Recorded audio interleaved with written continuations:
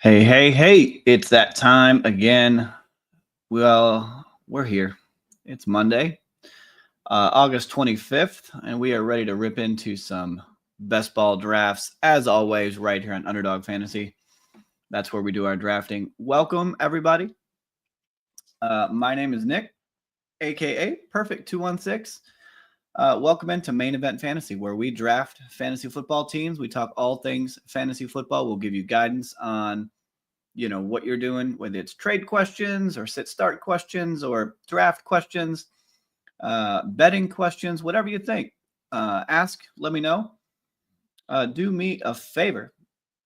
And if you're stopping by and it's your first time, throw a like on the video or subscribe to the channel. It goes a long way when we're trying to grow our channel together.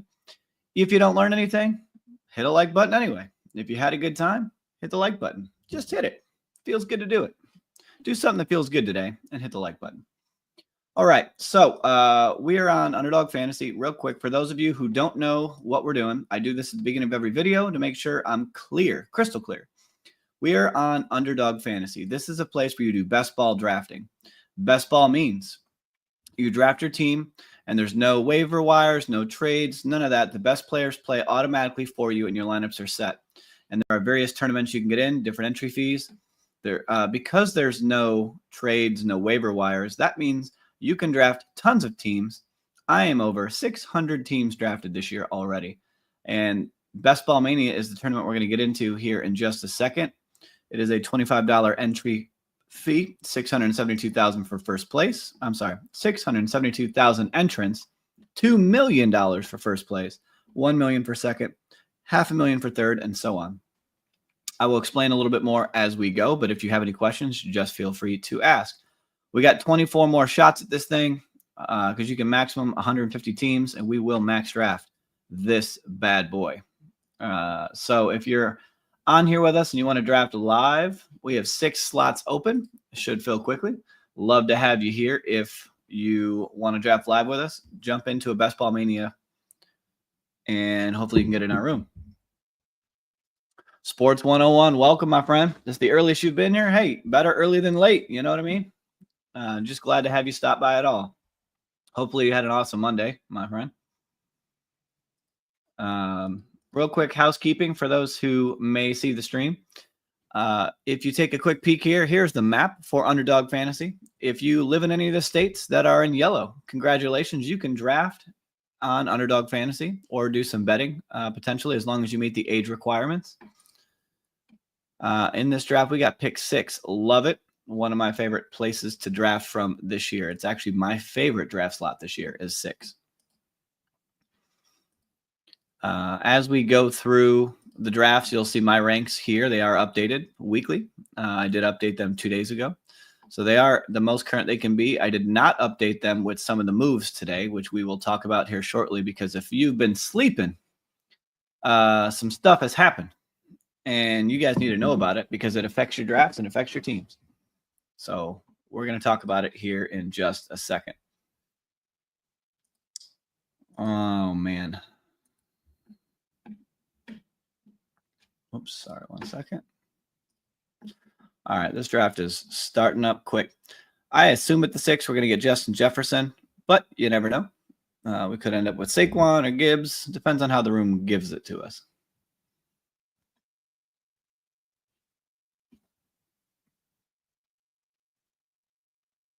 Jamar Chase at the 101, not a shocker. Should be the 101 in almost every draft.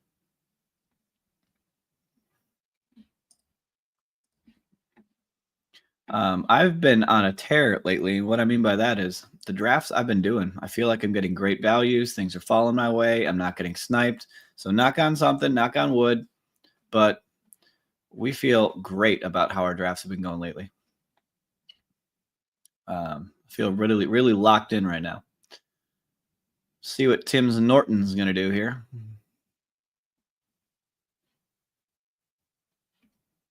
I'm assuming he goes Barkley.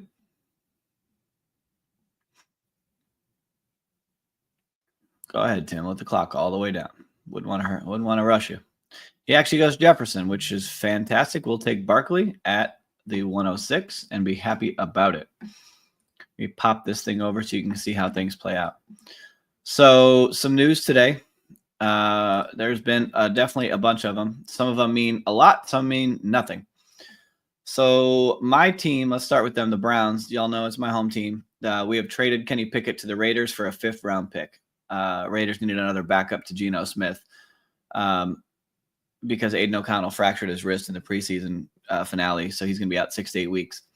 I didn't think Kenny Pickett was going to be in the team anyway. He's not draftable in any league, not even in Dynasty, in my opinion, unless you have like a 18-team Dynasty league, Superflex or something. But I don't think Kenny Pickett's worth anything. And that means the Browns quarterback room will shape up to be Joe Flacco will start the season. Dillon Gabriel will be number 2, and Shedeur Sanders will be number 3. What does that mean for fantasy? Nothing. Other than we know that they're making some roster spots. They're only coming in with 3 QBs to start the year, as they should. This next one is huge. Huge. Amari Cooper has officially signed a 1-year deal, and he is going to be a Las Vegas Raider. The irony of this is, and this goes into the big news, is that Jakobi Meyers has asked for a trade. So I don't know if this is related or not. Maybe he knew this was happening and he's not happy about it. He is in a contract year. Maybe he wants an extension, didn't get it yet, at least. And so now he's saying he wants a trade. Enter Amari Cooper, who, is going almost undrafted in most drafts. Earlier in the year, I drafted him on a bunch of teams, and I was getting nervous he wouldn't sign, but he is now on a team.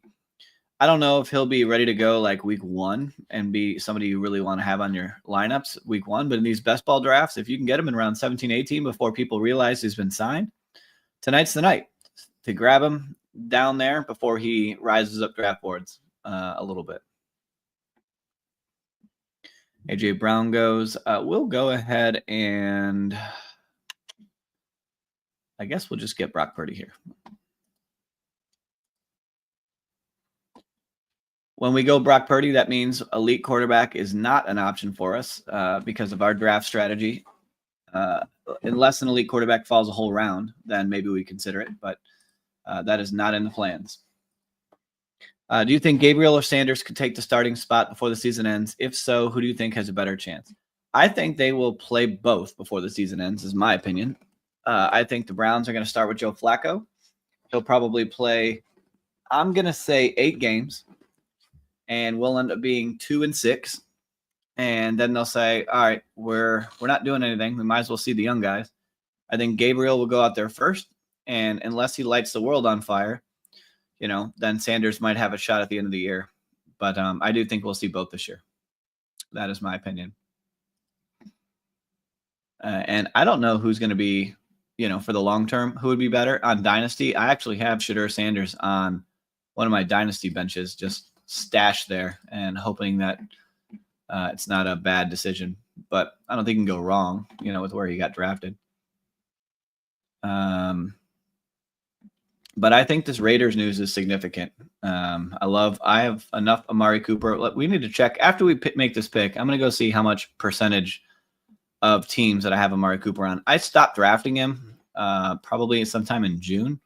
I was drafting him a bunch in April and May, thinking he would have been signed already. So I'm going to take a quick peek here and see what I have from exposure. I'm sure it's only like 3% or 4%, but that's still significant when no one's been drafting him.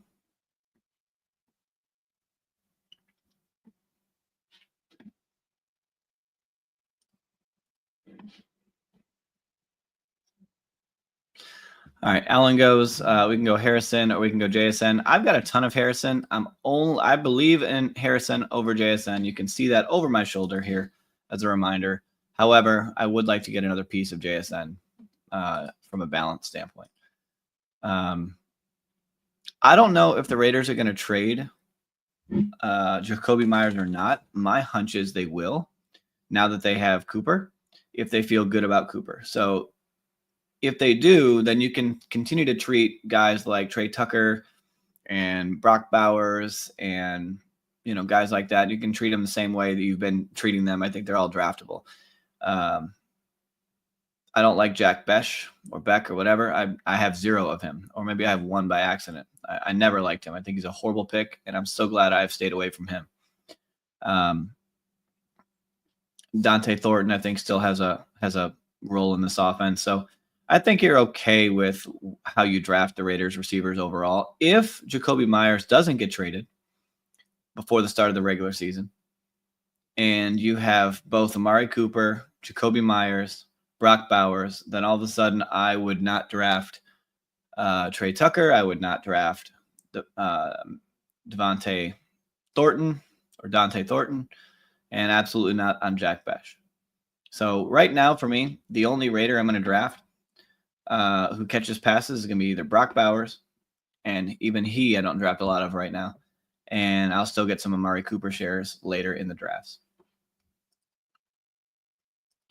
All right, let's see here. I meant to go look at my exposure. Let's make our next pick, and then we'll do that real quick. And then we'll get into some more news. Today is a big news day. Lots going on. And it's such a big news day, I'm drinking coffee, folks, at 9:30 at night. Mostly that's because I want to make sure I can pound out at least 3 drafts tonight. And I don't need to be yawning all dang night like I did the other draft. Sports says, who's the best wide receiver 2 this year for fantasy? Let me make this pick, and I will take a quick look and give you some names that I like.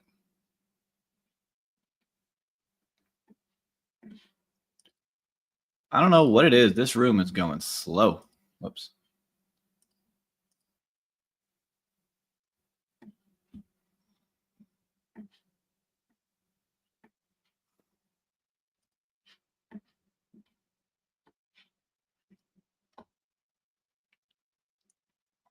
I mean, and talking about wide receiver 2s that I like, I'm staring at them here. George Pickens, Jameson Williams, Devonta Smith. These are all fantastic. Jalen Waddle. These are some of my favorite wide receiver 2s that you can get. I'm going to just go ahead and take the top of ADP and get Pickens. So I don't like T. Higgins. He goes too early in drafts. I like the player. I don't like where he's going, just to be clear.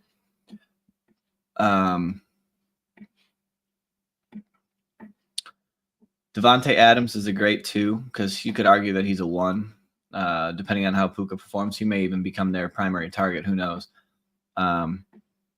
Worthy, I consider Worthy the 1 because Rashee Rice is going to miss a bunch of time, so I don't think it's fair to include him in this. Sorry, I hurt my back yesterday and it's a little sore, so pardon me if you see me flinching like I'm dying. Devonta Smith is my favorite wide receiver 2 in most cases, but I have a lot of faith in Williams. But this stretch of receivers in rounds 4 and 5, I love the guys in this range. I don't think you can go wrong here.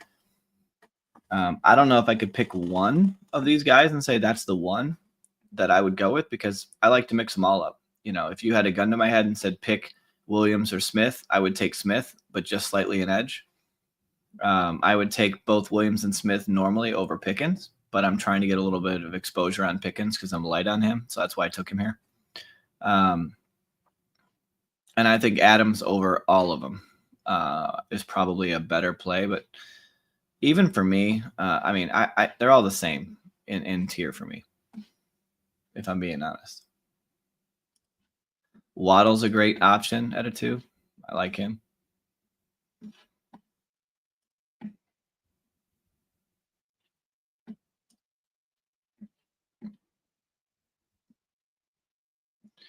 I'm definitely getting a lot of DK Metcalf these days.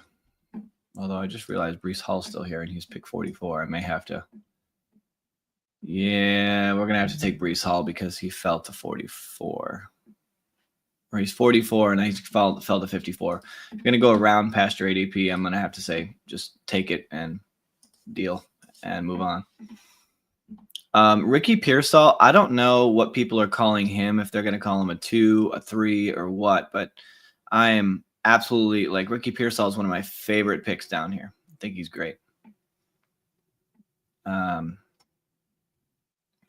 Addison's a great option, but he is going to miss a few games early in the season. Keon Coleman. Now that we're talking about this, Keon Coleman is a 2 technically in Buffalo, but I think he's going to turn out to be the 1 this year. So I have him written down on my board. I think you guys should draft a bunch of Keon Coleman. He might be my favorite 2 where he goes in drafts because he's so much lower than everybody else, but he could outproduce them all on a high-powered offense. Like there's a world where Keon Coleman is better than George Pickens, better than JSN, who actually JSN's a 1. But there's still a world where he's better than these guys. Better than Waddle. And he's only in year 2, so he hasn't hit his peak yet. So just keep all that in mind. Do you know why Breece Hall fell off so much in value this year? Absolutely, I do. So with Breece Hall, he's got a lot of talent. However, Braylon Allen showed up huge end of last year and ended up looking like the better running back. And then during training camp and spring training and offseason this year, Braylon Allen has been he's still showing that he's got it. The way I'm guessing the Jets are going to run, I think they're going to use both backs and mix it up and ride the hot hand. And Braylon Allen might even get the goal line carries. Who knows? And then you got to consider that Justin Fields is their quarterback and he has legs. So he could, steal touchdowns. He could steal running opportunities. I think that all those things combined is the reason Breece Hall shouldn't be going. And I don't even think he should really be going necessarily in the 5th round. I would even push him a little bit further down, but you won't be able to really do that in most drafts. But I don't take Breece Hall unless he goes at least in the 5th round. But he is very talented. It's just he's going to have to really have a breakout, start to the year if he's going to stave off Braylon Allen. But I think they're going to use him as a 1-2 punch. Love Keon from Shoot Go Green. Nice. Yeah, Keon's good stuff. Go Olave here. I think Keon Coleman could have a really, really nice year. I like the player, like his profile, and he definitely showed up in training camp preseason. I think he'll do well. I really do. Some more news, getting back into the news. You probably saw this based on a thumbnail from my video. Joe Mixon. They are not going to activate Joe Mixon, which means he's going to start on basically the PUP, if you will. And that means he's going to miss the first 4 games of the year, guaranteed. At this point, there's no coming back from this. So Joe Mixon's out 4 games, which not that surprising for me. I don't have a lot of Joe Mixon teams. I didn't like him to begin with where he was going. I thought he was overdrafted. And then now we're watching him, he's going to fall even more because of the injuries he's had. I mean, the injury and the news. And so this is another one of those where the news comes out and we feel like we've done the right thing. Same thing with Jacoby Myers. We haven't had too much of him. We've gotten a little bit of amount of Amari Cooper. This just makes me feel better about the decisions I've made this year, the reads I've had on players. And then all these news articles come out and it's going to benefit the way I've drafted my teams. So I've been, for the most part, most of the news this year has benefited me and the way I've drafted. There's only a couple things that I'll say I've quote unquote missed on. So we're going to leave Myers alone. We're going to let him continue to fall or, figure out what's going to happen to him at this point. But when we do that, we need to take somebody else. And so we will take probably Jaden Reed. Actually, I'm going to reach on down here and grab my man Keon Coleman. I just said his name, right?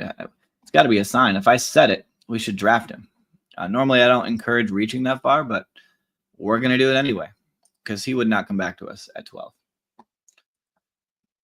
Mixing out means Chubb is better. Yeah, Chubb's going to probably lead the lead back to start the year. And people should not sleep on Chubb. I think he's got he's the kind of guy that you can trust as long as, his injury doesn't really, really linger. I think he'll be fine. I think he'll get the job done. He's a workhorse back. He's a gym machine, always in the gym. If you've not seen his videos out there about him working out, I mean, the dude is ready. As long as what's going on inside his leg holds up over time, or nothing crazy happens. Have I drafted Isaac Tesla on any teams? Maybe one or two, but not very many. I think Detroit is a very concentrated offense in a lot of ways where, you're going to see, you got St. Brown, you've got Jameson Williams, you have the two running backs and Gibbs and, oh my gosh, why am I drawing a blank here? David. Why am I drawing a blank? David. Keep calling him David. My brain's not working. David Montgomery, thank you. You got Sam Laporta. You just have too many weapons already that I don't think there's just other guys I like to take my chances on. And on the couple of teams that I have drafted him, it's only when I had Jared Goff on these teams because at least there's a correlation there. But I just see it as there's a long road for him to have value, if that makes sense at all.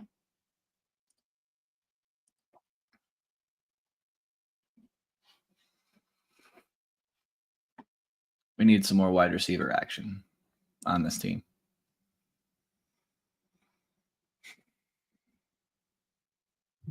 Kelsey goes.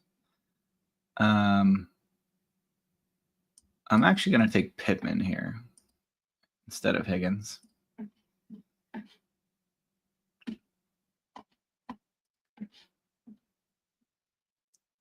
But yeah, I'm not in on Tesla much. I don't think he's going to be a terrific option. So that's Joe Mixon. I would say don't touch him unless he really, really falls in drafts. And that's only best ball only. I still wouldn't feel good about it. A couple of holdouts ended today. Trey Hendrickson and the Bengals got a agreement done. So he is going to be playing for the Bengals this year. He will still be an unrestricted free agent after the season, so it's only for this year. And then, as I predicted, Terry McLaurin and the Washington Commanders got a deal done on a 3-year contract extension. So he will be on the Washington Commanders this year, which is what I thought would happen. So definitely some big news going on around the league today. Sorry, I got to get my foot stuck.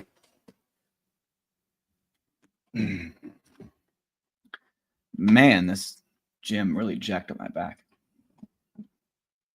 I think I just pulled a muscle in my back is what I did. Not fun. I should have got an ice pack up here before I started this whole thing. I would text the wife, but she's in bed, and make her come upstairs and give me an ice pack, but I don't really want to do that to her. It'll be interesting to see where Joe Mixon falls in some of these drafts. And then I promise after this pick, I need to go see my Amari Cooper exposure. I've said that 3 times now, and I have not done it yet. So shame on me. Y'all got to hold me accountable to this stuff. Keep me focused.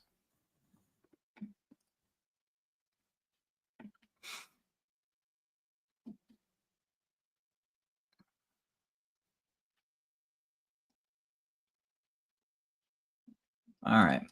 We're going to go Dak Prescott here, and then let's take a quick pause while we're waiting to come back. Let me go back here into completed drafts. Let's check our exposure on our man, Cooper. Amari Cooper, 2.1% drafted. So I've drafted him on 11 teams total. So, yeah, I started drafting him earlier. So I don't have him on a ton, but 11 teams is still better than what most will have because now when people are going to get him, I've got him in round 18 and all 11 teams, and most people are going to get him now in round. I'm going to just make this up. I don't know how high he's going to go, but he's definitely going to not be in round 18 anymore.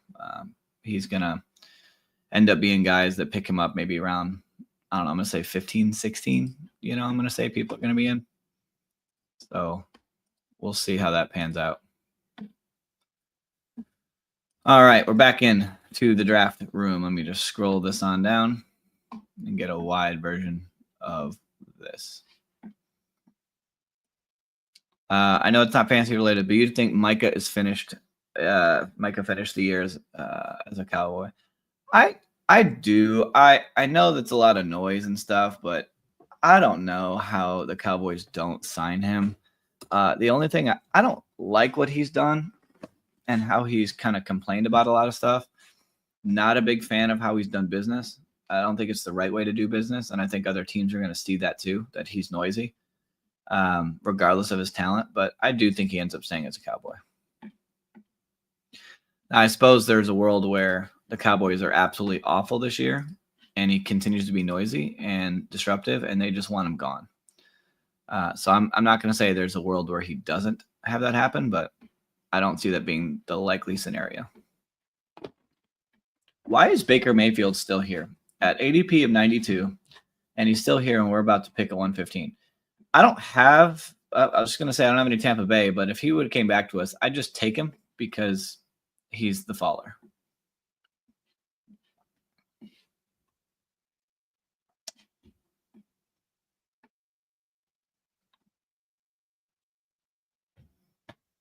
All right. We will take Luther B here, Luther Bird. A rookie on the team feels nice. High draft capital makes him valued. So far we got Dak Prescott at quarterback, Saquon Barkley, Breece Hall at running back, JSN, George Pickens, Chris Olave, Keon Coleman, Michael Pittman Jr., Luther Burden at wide receiver, and Brock Bowers at tight end. This is a team that has a lot of players I don't often get, just the way drafts work out. So it kind of feels nice to mix it up just a little bit here.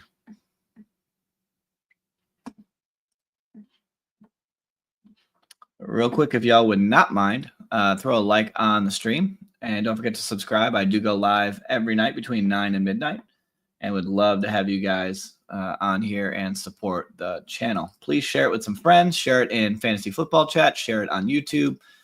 Share away, and we can get more folks in here with us. Makes it a little bit more fun the more we have. Last night, we had a lot of people stopping by and felt like that might have been the most active discussions we've had. I think we had at one point 10 viewers at the same time, which that might be the record for me. I'm not really sure. All right, we're coming up on pick 126. When we have Brock Bowers and we get an elite tight end, we're only going to need one more tight end on this team. Ideally, it's going to be Jake Ferguson, but not with this pick, because we can double stack him with Dak Prescott. That would be the plan if it makes it back that far. I think I'm going to shoot for Ramondre here to be our third running back on this team. And now in 12 picks, we're hoping that Jake Ferguson will still be there.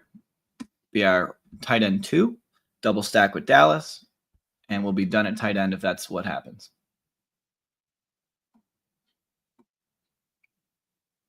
But it's very possible with all these non-badge drafters that these guys just see Jake Ferguson's name a little bit down there and get excited. So don't want to freak out just yet.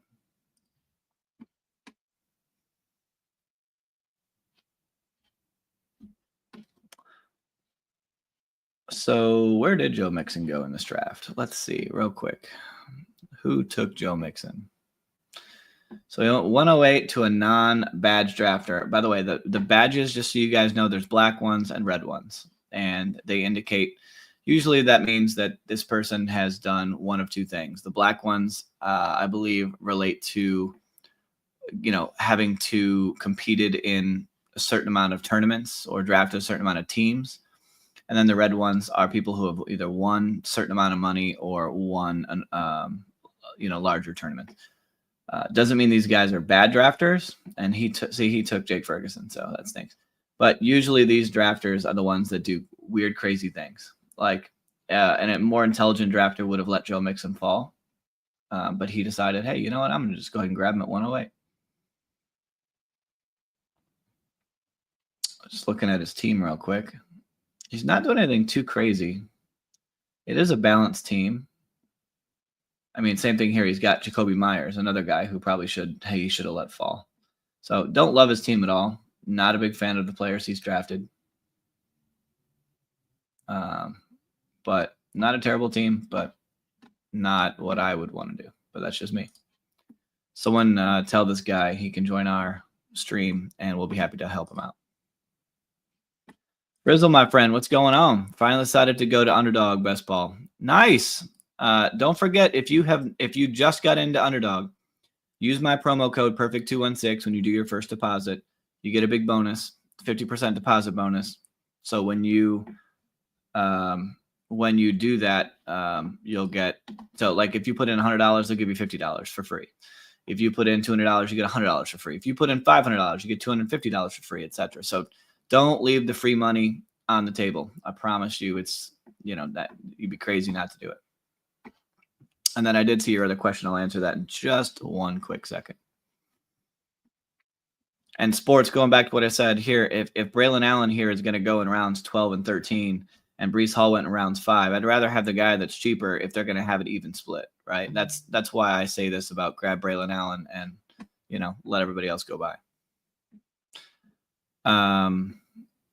All right, I have to make something happen with quarterback, so I'm going to try something here. I'm going to go Kyle Pitts, be our second and only other tight end. And then my hope will be that Michael Penix comes back around to us. It's unlikely, but we're going to give it a shot and see what happens. Frizzle says, what's the best league to join on Best Ball?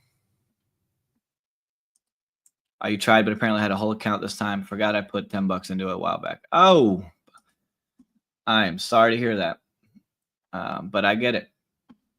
So I'll go over once this is done. I'll show you some of the tournaments that are out there that I like the best. And it really depends on, I would say it depends on your budget, depends on what, how many teams you think you're going to draft. I would at least do one Best Ball Mania, which is a $25 entry, because that's what we're doing here. Because it is the $2 million flagship contest. At least having one shot in here gives you a chance. If you don't ever enter it, you can't win $2 million, right? Or $1 million or $500,000. So I would definitely at least do one team into here. I will say it is extremely, extremely hard to get to this final. Extremely hard. But it can be done. And if you draft intelligently, you give yourself a better chance at making that happen. Sorry, guys. Back is killing me. And hey, look, we might end up with Michael Penix after all, because these guys have 2, 2, and 3 quarterbacks already. They're badge drafters. They probably won't take him, which makes me feel like I've got a really good shot here at grabbing him. Yeah, we're going to get him. That worked out better than I thought it was going to. So we'll take Michael Penix, pair him up with Kyle Pitts. Feel fantastic about it.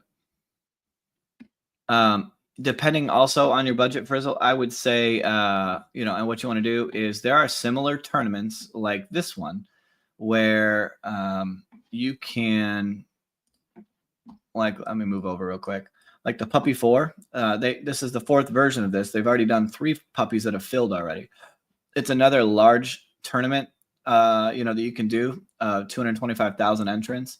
But these are only $5 entries. You can do up to 150 teams. Similar in, layout in terms of prize pool, but obviously, when you're doing a $5 entry and less entrants, you're not winning, $2 million, but you can win $100,000, 75, 50. I mean, there's a lot of money to be won in these tournaments. So, throwing some darts into Puppy 4 would be good. The Rottweiler just dropped a second one. I've maxed this one. You can only do 4 teams in the Rottweiler 2.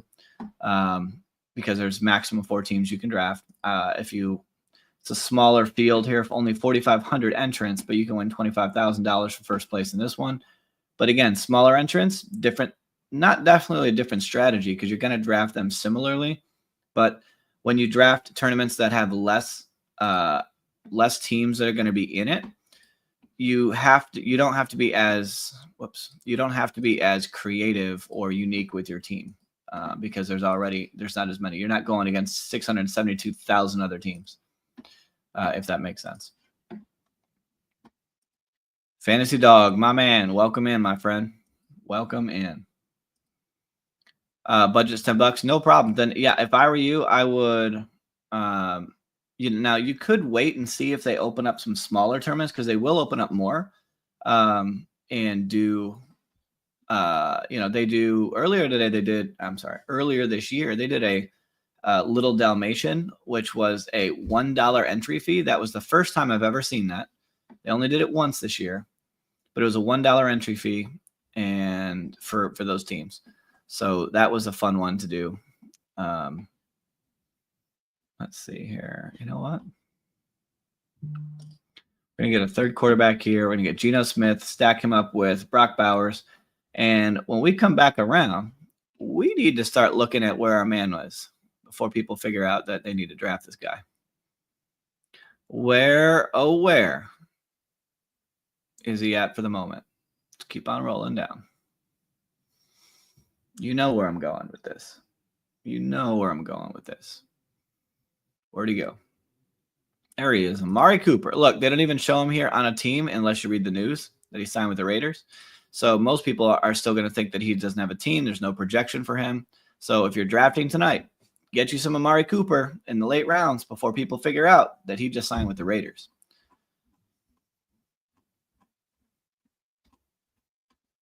And this is also a sign that unless they trade Jakobi Meyers, which I do think they will do, then, until they do that, stop drafting Trey Tucker, stop drafting other Raiders players. I got to move slowly because my back is still giving me problems.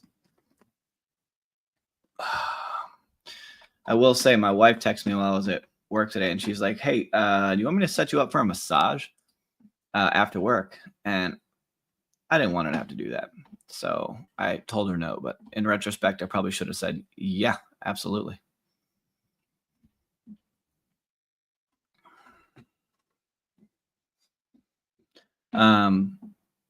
We know we're done at quarterback. We know we're done at tight end. So we're going to grab 2 more wide receivers and 2 more running backs is the plan on this team.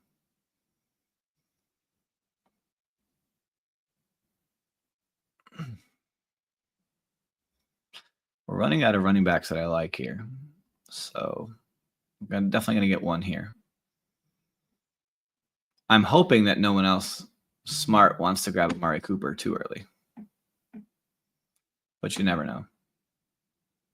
I will grab Chris Rodriguez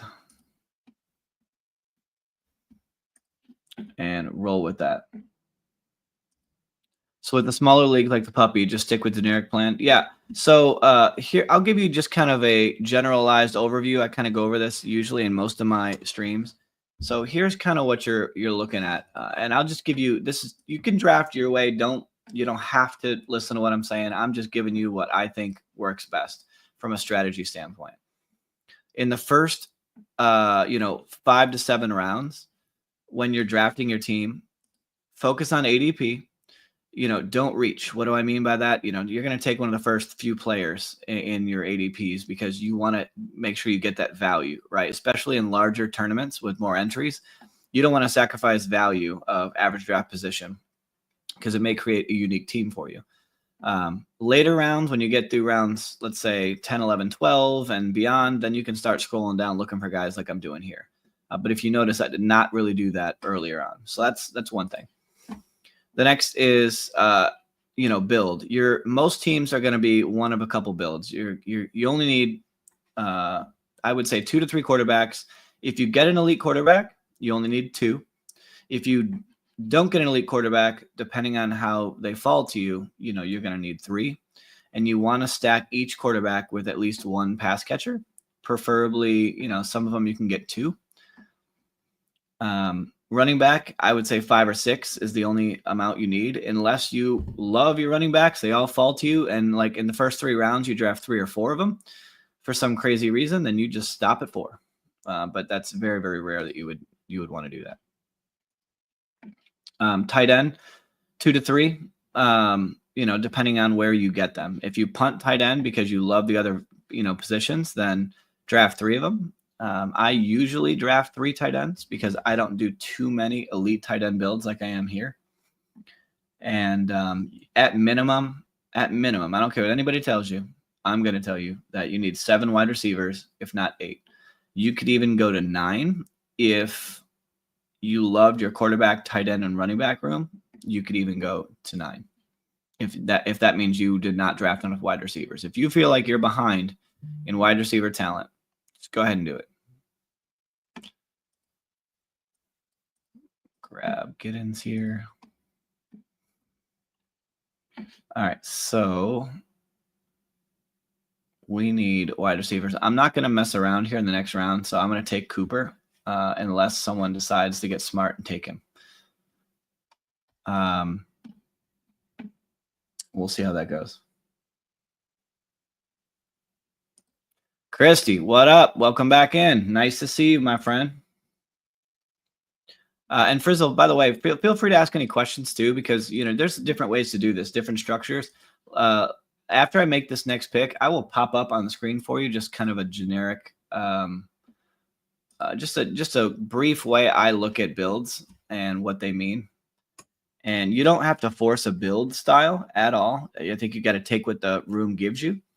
But if you're not drafting too many teams, I will say, don't feel bad. You want to be happy with your team. You want to feel good about it. So if let's just say you're only going to draft 2 or 3 teams, then just get your guys. You'll feel better that you did that. If you're going to draft 10, 15, 20, 100, whatever you're going to do, you're going to draft more teams, then I would say let ADP dominate your decision making. But I am glad that you are jumping on and trying it, my friend. I think you'll have a good time. When I first did it, my first year of doing this was like 4 years ago on Underdog, and I might have drafted 75 teams or something like that, and I still won a bunch of money. But it wasn't the money that drew me, because I do like gambling, right? I like taking chances. I like having the opportunity to win, that kind of thing. Very competitive. But the reason I did it was I just love fantasy football. I love drafting teams. I love putting together teams and rosters and all that stuff. So that's fun for me. So that's why I did it. And I think you get addicted quickly. That's for sure. Recreations, welcome in, my friend. You're in a 12-man half PPR Superflex league. Should you trade Terry McLaurin, RJ Harvey, Tyler Algier, and Jerome Ford for Cortland Sutton, James Conner, Jakobi Meyers? So absolutely not would be my opinion. RJ Harvey, could probably outplay James Conner in the long run. Algier is one of the best handcuff backs. Ford might have a role this year. I don't know yet. And then Terry's on a number 1 in an offense. I like Sutton. Like in a vacuum, if you said you wanted Sutton over McLaurin, okay. But I think you're giving up too much to get James Conner. And then Jakobi Meyers, if you did not hear, Jakobi Meyers requested a trade today from Las Vegas. And Amari Cooper has just signed a 1-year deal with the Raiders as well. So if he stays in the Raiders, he's going to lose touches. If he gets traded, you don't know where he's going yet. You may want to wait and see where he goes, because maybe he'll go to a team. But I don't think Jakobi Meyers is going to be a number 1 wide receiver on any other team. So I just don't think he's that good. So I would say, in my opinion, I would not make that trade. I think you have some really nice players there, and I think there'll be other players you can get. If there's somebody on that trade that you're looking for that you really, really wanted, I think you can do other types of things to simplify the trade and get the guy you want without giving up that much value. Sports says, are you going to stream anything during the season? So I was asked this in a chat, like in a comment earlier today. My plan this year is, obviously there won't be any best ball drafts to do. However, on Underdog, they do what's called prop betting, where you can bet, kind of like you do in FanDuel and other places, where you can say, okay, I think this guy's going to be over 50 yards and the quarterback's going to throw for 200 yards, and the running back's going to fall into the end zone for, and you kind of make a prop bet that these 4 or 5 things are going to happen, and you bet money on that. So I'm going to do some prop betting, and I'll probably stream my prop bets and kind of explain why I'm doing it for the week. What are my, favorite prop lines for the week? I'll answer some start sit questions if anybody has them. You can put them in comments. You can jump in the live chat. We can talk about it. So I'll do that. Start sit questions. I can answer those. Trade questions like we're just doing. I can answer those. So I'm planning on doing it. I don't think it'll make sense for me to do every night once the year starts.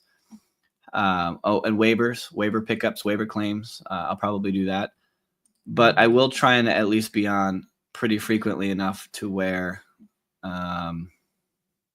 sorry, 1 second. Just going to go Alec Pierce here and we'll finish this team, but I plan to be on frequently enough to, still be involved, if that makes sense.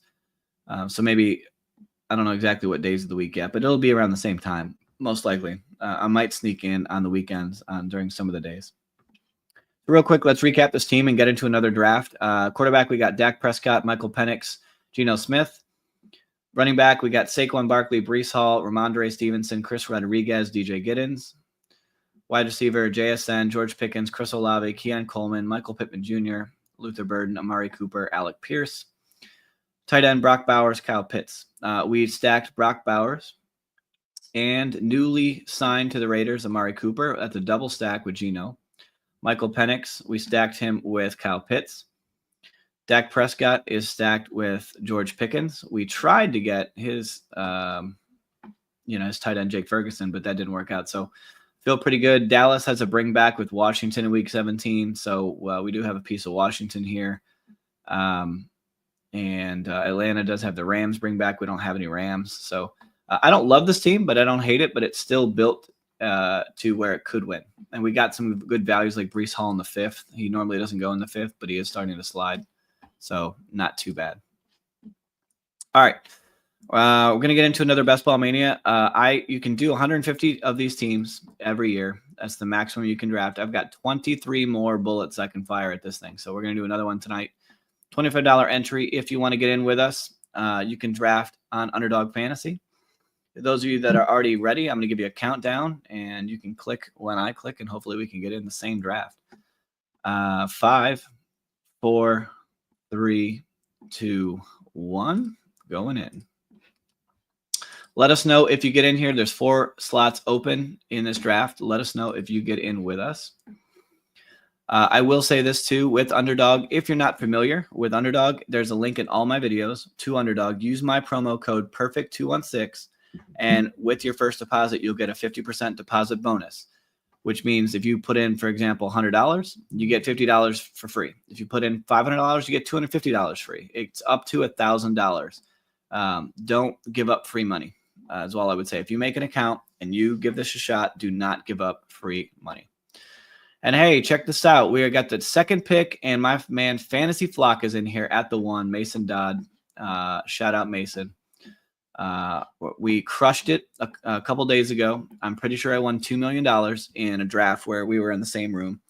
And I apologize in advance, Mason. I will be stealing your players and winning the $1 million next. So don't get too comfortable there, my friend. Let's see here. Let me get caught up. Chrissy, what's the most you've won on these drafts? So the last 4 years is when I've started doing Best Ball Mania. So I've done, Best Ball drafting all on Underdog. I've drafted on, you can do Best Ball on other sites, but it's not, this is the biggest platform for Best Ball drafting, and they have the most tournaments and the most prizes. I've done it on DraftKings and won some money, but here, the last 4 years, I've won over $10,000 profit on the last 4 years, some years more than others. But real quick, we're on the clock. Sorry. We're going to grab Bijan. And I've drafted more teams every year because the first year I did this, I wasn't sure I was going to spend a bunch of money on this. I'm like, I don't want to just throw away, thousands of dollars if it's going to just be going into the toilet, right? And everyone's got a different budget. But I knew I liked drafting fantasy football teams, and this was super addicting to me.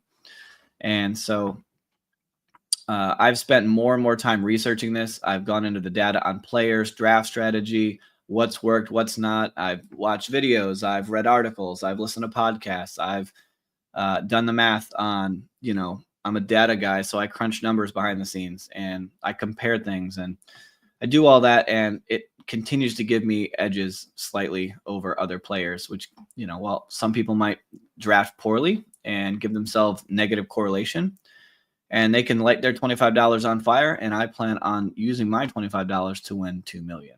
But that's the goal. I will say this: it's very, very hard to be profitable every year, and so don't assume that you will be. You should go into anything like this. My advice is go into it assuming you're going to have fun doing it and lose, because that way when you win, it's that much sweeter, and you weren't counting on that money anyway. That's just the safer way to go. Nino Pena says, which three are better full PPR? Jamar, Kyren, Ibuka, or Puka, Henry, Mike Evans? Full PPR. I'm going to 100% go Jamar, Kyren, Ibuka for me. Henry and Kyren are similar, but I think Kyren gets more pass work than Henry will. Ibuka and Evans obviously are not similar. I think, here you're talking about a 1 versus a 2, but Jamar Chase is just too good, and I think Puka could get stolen this year from Devontae Adams and other weapons. And you got to also think with Puka, Matthew Stafford's had back issues this offseason. And from a guy who's sitting here with a sore back, I can tell you, if you have back issues, it doesn't just go away. And I don't play professional football. And the guy's 42. So there's a real world where he can't finish the whole season anyway. And if he doesn't play quarterback, I think you're going to downgrade the chances of him being as impactful. So I would definitely go with the first side. Fancy Dog said, but you're profitable every year so far. Very profitable. That's why you're here and you ain't leaving. My friend, thank you so much. And listen, just what I tell you doesn't mean I'm right. I'm just here giving you my takes. I'm not saying you got to do what I do. I'm just trying to give y'all my opinion on players. I give you the reason why. If you want to challenge my opinion, I love it. I would love to talk about it.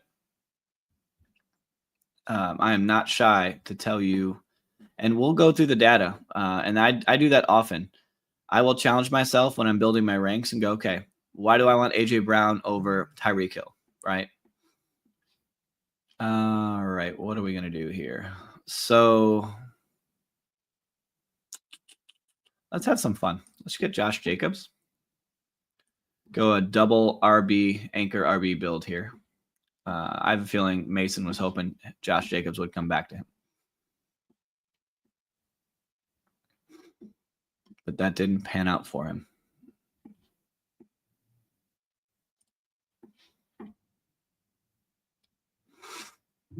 Goes Kyren Williams. Interesting. We'll take Tyreek Hill here. And that'll be our start here. We'll go Robinson, Jacobs, Tyreek Hill. When we do a double anchor running back start, this means you only have to start 2 running backs in best ball, 3 if you use the flex for it for each week. So we're counting. When we draft, you have to assume you're drafted correctly. So that means these guys are going to score points every week consistently and be the guys you need. So we will not draft a running back for a while. We're going to kick that down the road. So now we're going to look at wide receivers heavily and then sprinkle in our quarterbacks and tight ends when they make sense.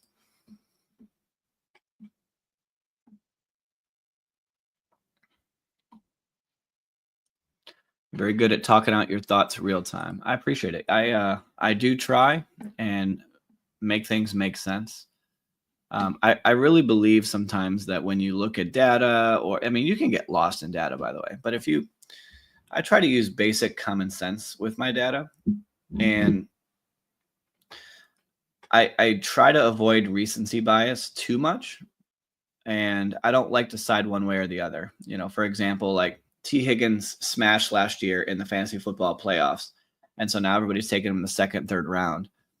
I don't think he belongs there. I think he's a great receiver, and I took a bunch of him last year too, but he wasn't going in the 2nd round last year, and now he's being drafted in the 2nd, maybe 3rd round. Like, this is the latest I think I've seen him go ever. And you're taking a 2 when there's so many other number 1 wide receivers on the board. That's an example of, to me, it doesn't make sense for where he's being drafted. And that doesn't mean he's a bad talent. In order for him to pay off his ADP, like he's being drafted at his ceiling. In order for him to pay off even more than that, Jamar Chase would have to get hurt. And you can't draft teams assuming someone's going to be hurt. can't do it. And while I got you guys here, just a quick reminder, please hit the like button on the video, on the stream. Throw a comment in there if you'd like, and subscribe to the channel. I do go live every night between 9 and midnight, and we rip off all kinds of best ball teams. And we're going to keep doing that until the start of the regular season. And I'm very, very happy and grateful that you guys are all here with me. Pate says, should I accept this trade? I'd be giving away Calvin Ridley and Keon Coleman for Rome and Cam Ward. It's a double quarterback league, and I have Anthony Richardson. Oh, absolutely. Don't even question it. Coleman, in my mind, Coleman and Rome are very similar on what they could do this year. I give the edge to Coleman.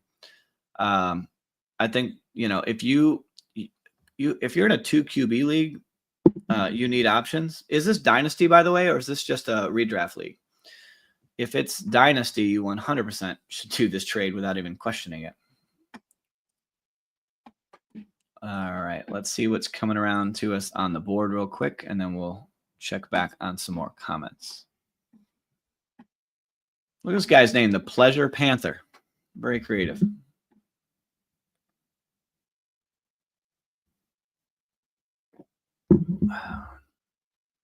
And Fantasy Dog, I've been a little bit more tired lately because I've been busy and been yawning on a couple of streams accidentally. My man, I'm drinking coffee tonight. We got to keep the wide receiver train rolling. I hope Jameson comes back. That would be a nice pick here.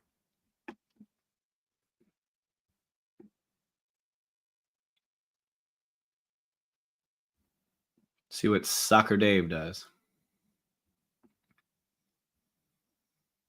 Awesome. We're going to get Jameson Williams here as our second wide receiver.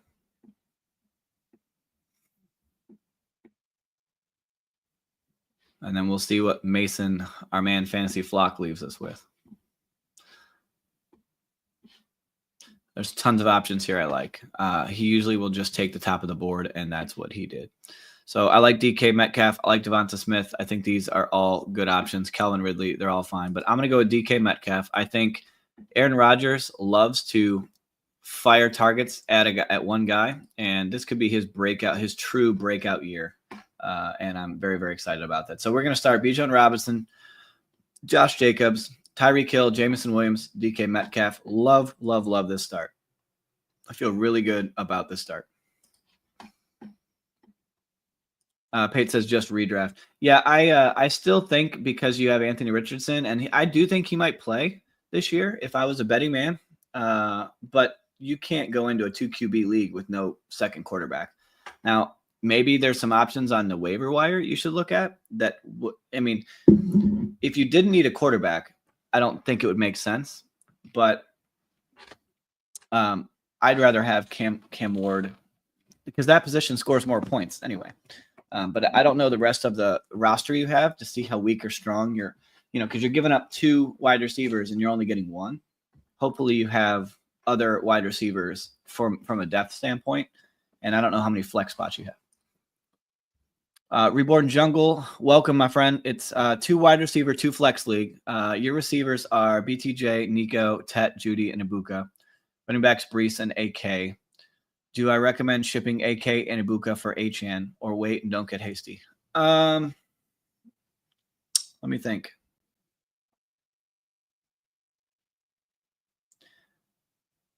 Yeah. I think if you're trying to upgrade, if you're not going to start Ibuka in this league because you've got Judy, Tet, Nico, BTJ, which means most likely Ibuka's not even going to make your lineup, right? Unless he breaks out or injuries happen, then maybe he takes over for somebody else, right? But he's probably not even going to be in your lineup with 2 wide receiver and 2 flex. So you're really basically saying at this point, hey, I'm going to take Ibuka, who I'm not using, off my bench, trade him and old man AK to get what could be the running back 1 this year if he's that good and healthy. I think if he's willing to trade Achane now because he's a little scared of the injury, I would take that in a heartbeat. That would be me.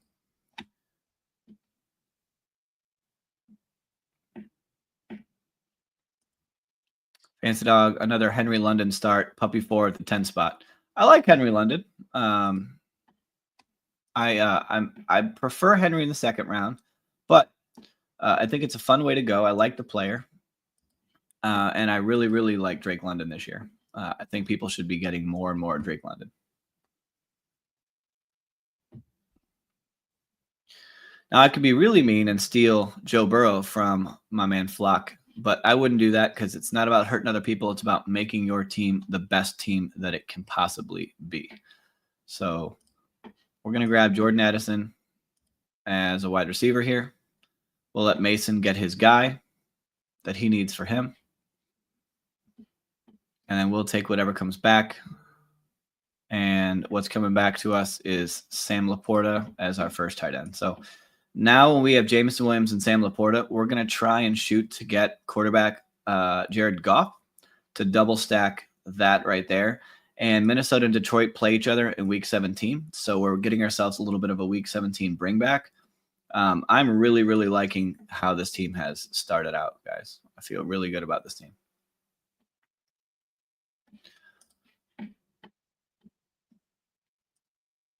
Pate says it would either be I do that trade and get Cam Ward, or I could pick up Aaron Rodgers or Daniel Jones off the waivers. In that scenario, Ward here's the thing. Ward is going to run. Aaron Rodgers is not. Daniel Jones is probably not going to play the whole year. But if you've got both Daniel Jones and Anthony Richardson on your team, then technically you always have a quarterback, right? Because whoever one's going to be the starter, you get them both. Keep them both on your roster. So I don't hate it either way. So that's probably what I would do, is maybe just pick up Daniel Jones off the waivers and play whichever one you have better, if you want to do it that way. But, I don't know if Cam Ward's going to, he's probably going to be a better quarterback than Daniel Jones. That's your problem, right? But you definitely have options. You don't have to do that trade in that scenario, I guess, is what I would say, unless there's somebody there you really don't like or really like in the trade. Reborn says, another question, is Ibuka or Judy? My RB3 is somehow Harvey too. Oh, all right. Harvey's a good RB3 to have. When you say Ibuka or Judy, what do you mean by that? Are you saying who do I like better between the two? If that's the question, Judy is the wide receiver 1 on an offense that's going to have to throw. So you kind of have to give the edge to Judy. And I think he could have a good year. He did well with Flacco and good quarterbacks in the past. So I do like Judy. I think Ibuka has a bigger upside than Judy potentially. But he's probably going to be, he might even just be the wide receiver 3 in that offense over time, because you still got a lot more mouths to feed in Tampa Bay than you do in Cleveland. So, and it's close, but I would take Judy over Ibuka in a redraft league. All right. Wanted to see how far down Jared Goff is. Hopefully he'll come back to us so we don't have to take him now. And we can keep this train rolling.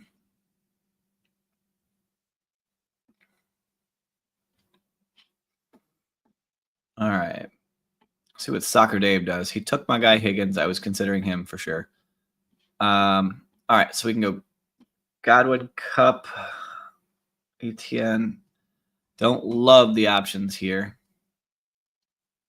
I like Kupp better right now, so we'll take Cooper Kupp as our 5th wide receiver.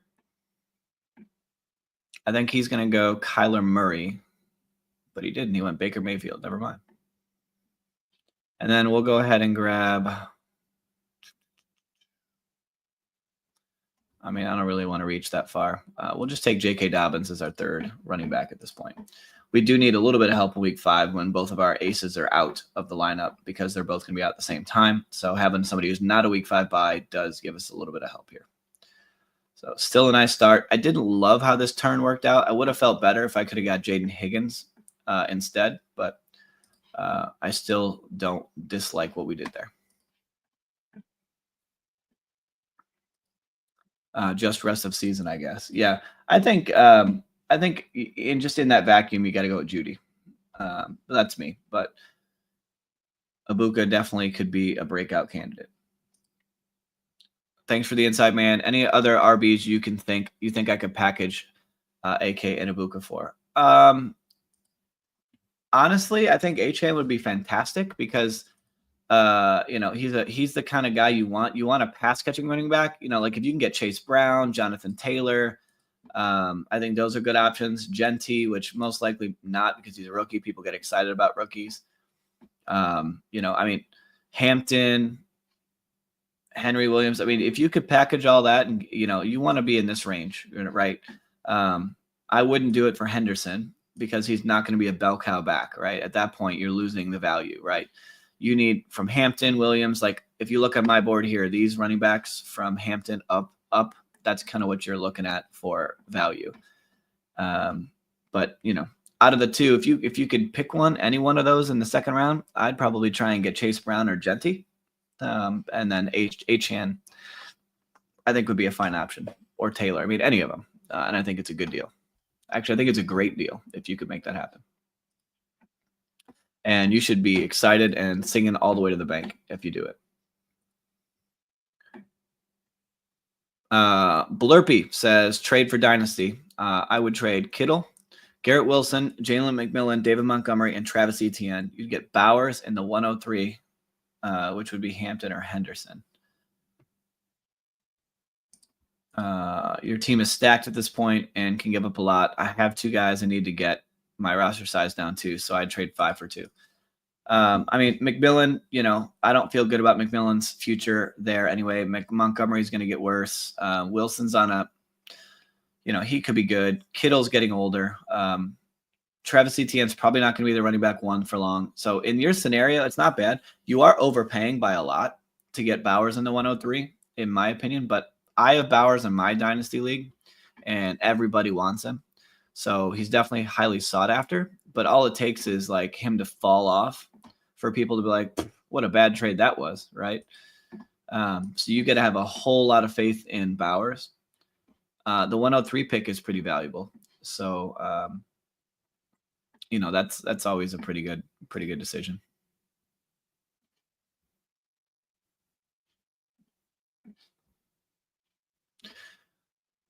Come on, Jared Goff. Give it to me. Give me the double stack, and we got it. We're going to take Jared Goff here, first quarterback, double stack him with Jameson Williams and Sam Laporta. And, man, I'm really loving how this team's starting out. I feel fantastic about it.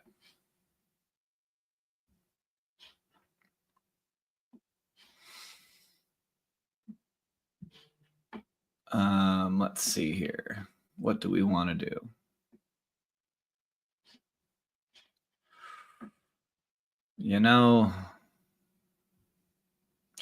I'm just going to get JJ McCarthy here as a second quarterback, stack him with Jordan Addison, and we'll have some options on other things we can do with that on the way back. So I feel pretty good. Jared Goff, JJ McCarthy at quarterback, Bijan, Josh Jacobs, J.K. Dobbins at running back, wide receiver, Tyreek Hill, Jameson Williams, DK Metcalf, Jordan Addison, Cooper Kupp, tight end, Sam Laporta. So we're off to a really good start in this draft. Really, really like it. Oops, sorry, I left it on the screen for like 20 minutes. I apologize, guys. Reborn said, hate to be the guy hounding you on your stream, and I really appreciate the help. I think the trade is great. However, my wide receiver 6 behind Ibuka is Bateman. Although I think Harvey could maybe bail me out. By the way, don't sleep on Bateman. He's the wide receiver 2 on an offense that likes to throw deep. He actually did really good last year.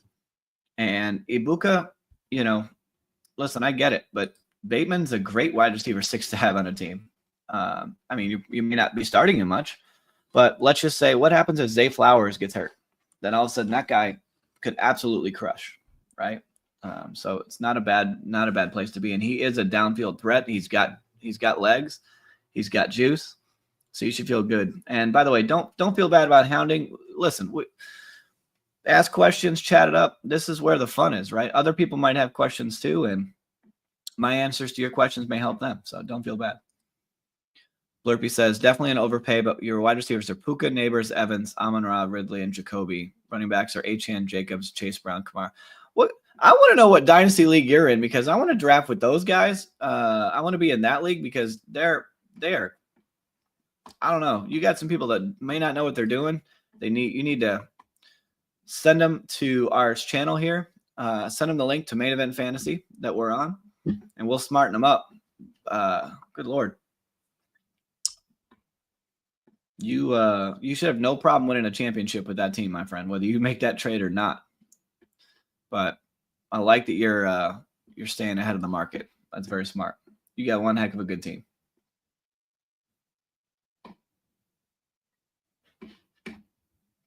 All right. Starting to come back around. Now we're kind of hitting that tight end, running back zone where we just get a whole bunch of them on the board. So where we're at, when we get Sam Laporta, we could stop at 2 tight ends. We could get 3. It'll just kind of depend for me how the draft plays out.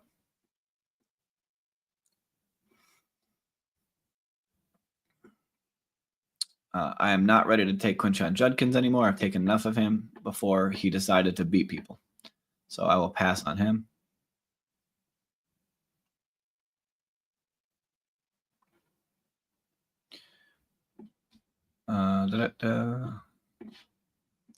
But we do need some more running back help for week 5 in particular, just while these guys are out. So we can go Javonte Williams. We can go Samson, Eckler. I'll go ahead and grab Williams here since he's the top of the board.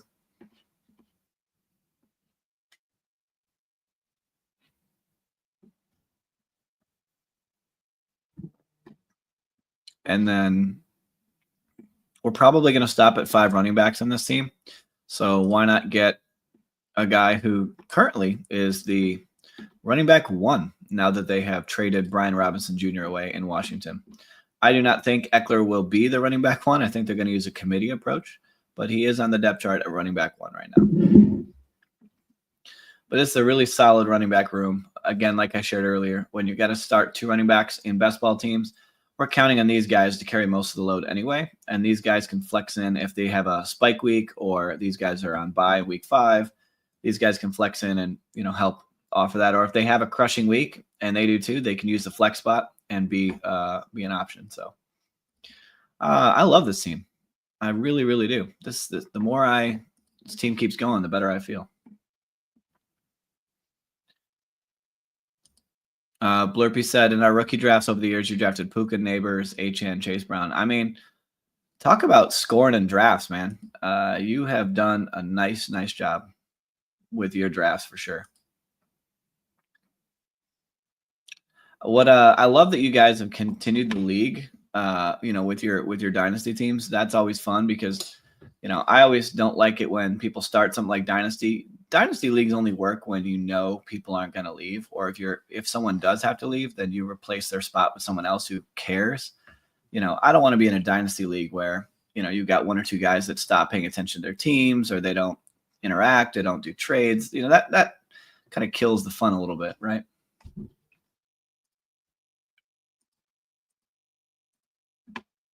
Kind of sucks the life out of you. No pun intended. So my back is just giving me a rough time, and I have to keep moving around a little bit. After the gym yesterday, came home, took a shower, and all of a sudden my back was like seizing up on me and spazzing up. So I think I probably pulled a muscle when I was at the gym. Not my favorite feeling. That's for sure. For those of you guys that are just joining or maybe have not heard, there has definitely been some news today. Kenny Pickett traded the Raiders. Not a big deal. Just going to be a backup quarterback. But the bigger news with the Raiders is Amari Cooper has signed a 1-year deal with the Raiders, and Jakobi Meyers has requested a trade. So what does that mean for your drafts? Don't draft Jakobi Meyers until you know what's going to happen to him. I think he will get traded. That's my opinion. But if he doesn't, that makes it makes him a really bad pick. And it makes Amari Cooper a great pick in round 16, 17, 18 in drafts like this and to put on your bench. But it also means don't draft anybody else on the Las Vegas Raiders until you know what's going to happen with the rest of these guys. Except for Brock Bowers. always draft. I should say always draft. Feel good about drafting Brock Bowers. There's nothing wrong there.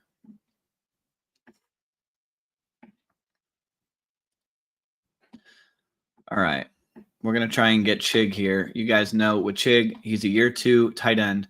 I think he's probably going to be similarly valued on that team as Trey McBride is in Arizona, meaning to say an athletic tight end on the upside. Actually, he's not year 2. I lied. I forgot that he existed before this. But on the upside and on an offense where they need weapons that they don't have. Let's see here. Sorry, 1 second.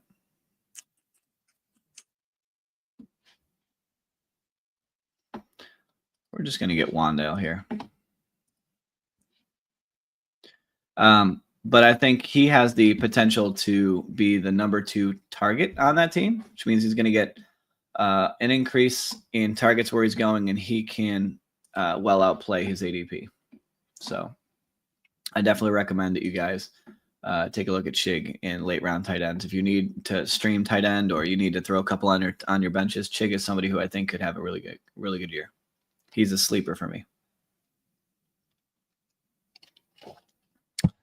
Real quick, one more gentle reminder. Please hit the like button. I would much appreciate it. If you're enjoying the stream, hit the like button. If you learned something, hit the like button. If you're bored out of your mind and you're just listening to me talk, hit the like button anyway. It's more fun to do that because you're sharing a little bit of love in a world that doesn't share a whole lot of it. And it does go a long way, and I am very, very appreciative. All right. We feel pretty good about this team. We're very, very balanced. We're done at running back because we have a double anchor RB. We don't need any more. We could take another quarterback, which I'm not opposed to doing. We did double stack Detroit. We have a single stack from Minnesota. We could go 3 tight end. So we're pretty much going to be open to our options here. And if we scroll down, we've got 3 more picks. So we'll see what comes to us, and we'll play it by ear.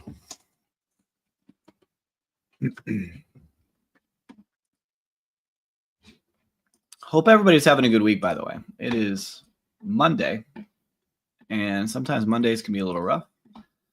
Mine was definitely crazy at work, but it could be worse.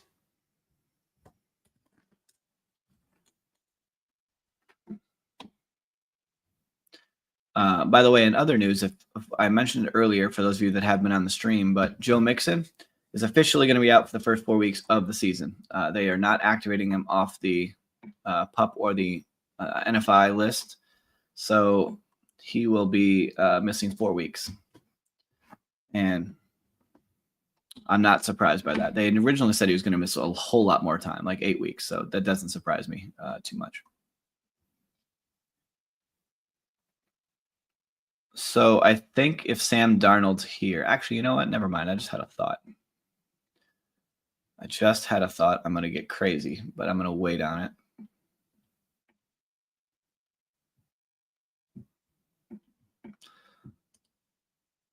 I love Troy Franklin at this area draft. I think he'll be a nice pick, assuming he comes back to us.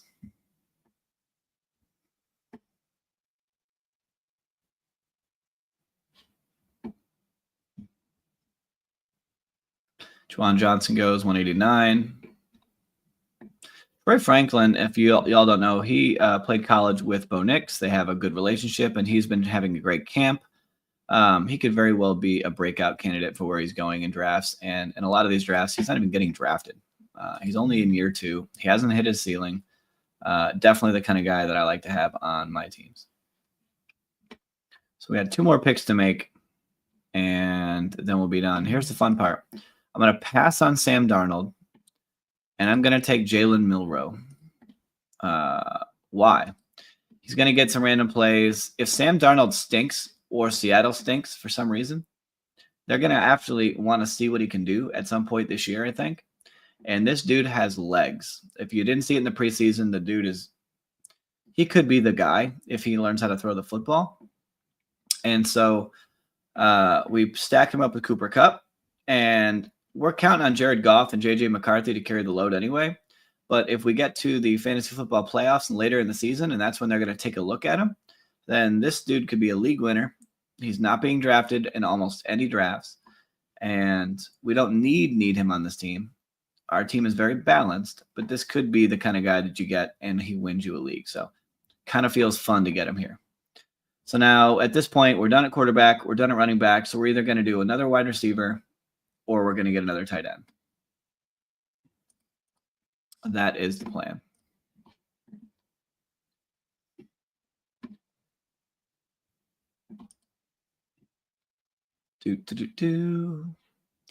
I got to remind myself who Tennessee plays. So real quick, on the screen, you're going to see a little calendar looking thing of the fantasy football playoffs, weeks 15, 16, 17. It kind of showcases for you who plays who in those fantasy football playoff weeks. Week 17 is what I really care about because that is the championship week. So if you make it to the finals in any of these tournaments, you can get some correlation when they play each other. And if that team goes off or that game goes off, it allows you to take advantage of that. So when we know we snuck in some Seattle, they play Carolina. We know we have Minnesota. They play Detroit, and we have those already. So we'll see if maybe Carolina's potentially, a team we want to get a piece of here with our last pick.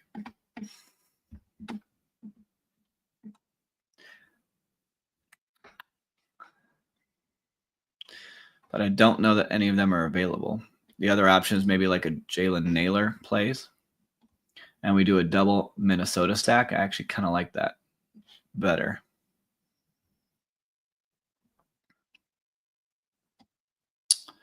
Yeah, I kind of like that better.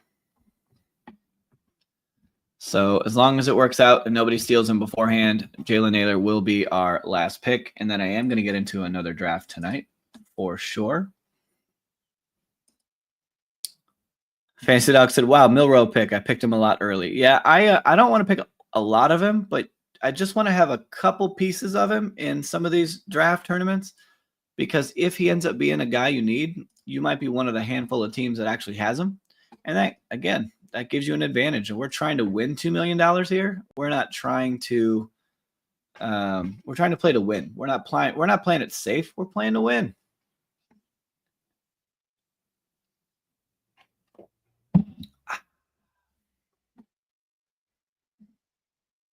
I want to see my man Mason's team. How'd he fare here? Oh, he's still Jalen Coker. That's what I was looking for. Oops. I got to be honest. I'm not a big fan of what he did. I don't hate it, but I don't love it. Yeah, not a huge fan of what he did. Not a horrible team. But that's okay.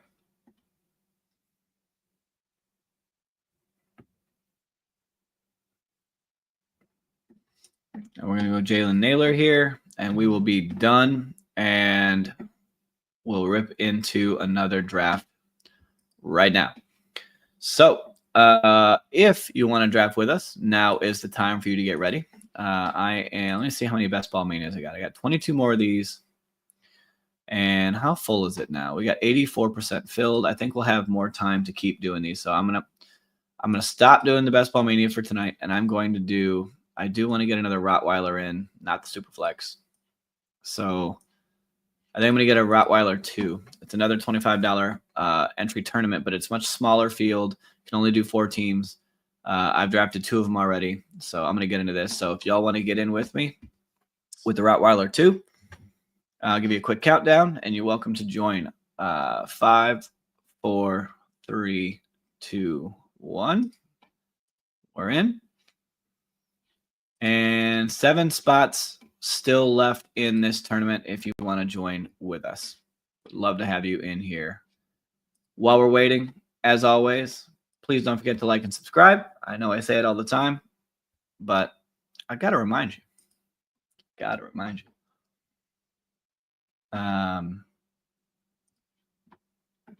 Speaking of which, by the way, speaking of news, I forgot to mention this. I did say it once earlier too, but Terry McLaurin signed with the Commanders. What a shock.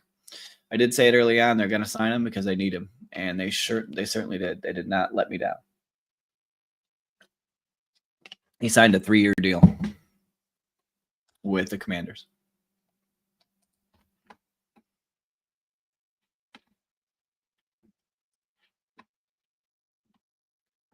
Da-da-da. Oh, I did. What did I say? Well, somebody was asking me about best ball strategy earlier, and I forgot to pop this up. I meant to do that. So if he watches the rest of this video later, I don't know if he's still on, but I'm going to throw it up for you, my friend. Here was the chart I mentioned earlier about best ball draft strategy comparisons. I pulled from 2023 and 2024. What strategies were the most effective based on star rating is kind of how I put the chart out there. And then there's just some notes that go in there. So if you're watching this video and you go, man, I can't read all this, by the time you take it off the screen, just pause the video and you can go back, watch it, pause it, read it. But Anchor RB or Hero RB is my favorite way to draft this year, or Double Anchor RB is my second favorite way to draft. When I get an Anchor RB, I do like to get an elite quarterback. Those are just some of my preferences. But there are otherwise, some people ask, can you do double elite tight end? It's a terrible strategy most times. If you do robust running back, 3 running backs in the first 4 to 5 rounds, it's been horrible. And I usually do 2 quarterback builds. 3 quarterback builds have not fared that well when you don't have an elite as part of it. But if you don't have an elite, you almost have to take 3 quarterbacks and stack them.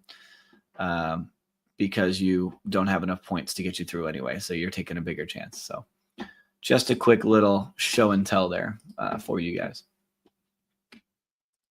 All right. Draft is about to start. It has filled.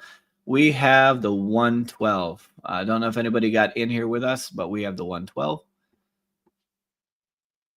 And this will be the last draft, I think, tonight, but it is just now getting towards 11, so maybe we'll do another one. We'll see. I did drink coffee, so you never know. I was thinking that if we can build up this channel enough, maybe even we get into next year, maybe I'll do like next year one of those. I don't think I could do a 24-hour straight stream, but maybe I'll do one of those, like, I don't know, do an 8-hour stream, do a 12-hour stream, do something crazy like that. Hopefully we build this up and maybe we'll get some extra guests on and start doing some guest drafts with some other people. And then I may even get into making videos in addition to doing the live stuff. So this is really the first year I've put my content out here. And so I've been doing drafting for years, but first year doing this and hoping it's going to help some people. And I'm having a lot of fun doing this.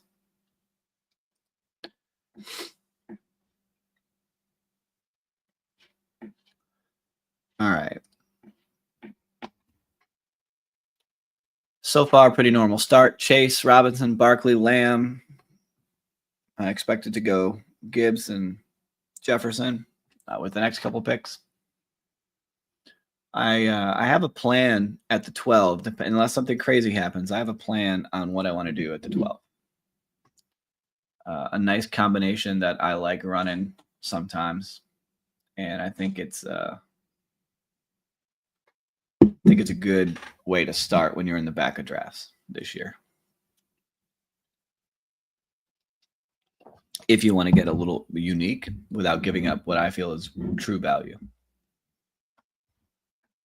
Jefferson does go at 6. Pretty obvious there. I've drafted with Alpha Fantasy before. I don't know who it is, but I've definitely drafted with him before. Neighbors goes at 8. So this draft's going so far pretty much in order, and pretty normal draft.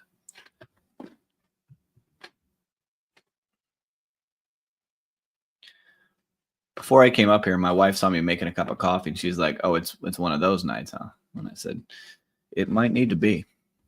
It might need to be." All right, Derrick Henry went at 9, which is not necessarily a normal pick for Henry, but sucked into the first round. He was not who I was looking at here. All right, so this changes a little bit of what I was going to do, but not too bad. We're going to go Puka and Drake London. So if Puka was gone, I was going to go Drake London and AJ Brown. Actually, I really, really like Drake London this year. I think he could be the breakout wide receiver of the year. And he looked really good with Penix last year. They play in a dome. There's just a lot of upside. He doesn't have a whole lot of talent behind him other than Kyle Pitts in terms of true, just raw talent. So I think Kyle Pitts can outplay where he's been going finally. And I think Drake London could be, I mean, he might end up being one of the best top 3 wide receivers in football this year. He could be that good. So give me more Drake London.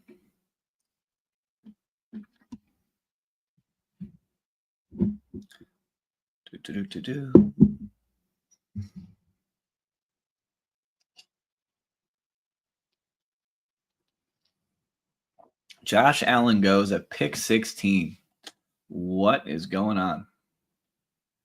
I don't know what's happening here. I guess this guy said, I'm only getting in one of these drafts. I can only draft 4 teams. Maybe I'm only doing 1. And I want Josh Allen on my team, and I'm going to go get him. Well, my man, you earned him. You probably just killed your team, but that's just my opinion. What do I know? Fancy Dog says he's checking his London exposure now. Actually, I want to do the same thing while you're doing that real quick. Let me go into my exposures, and let's see how much London I have. 9.6%. I have 54 teams out of 560 that have that I've got Drake London on. That feels pretty good. It's a pretty solid exposure for him. I'd like to get him up a little bit more. Over 10% would be ideal. And we'll have another share here, so he'll be 55 after this draft's done. So I like it. Go back in here. Sorry for all the clicking around, guys.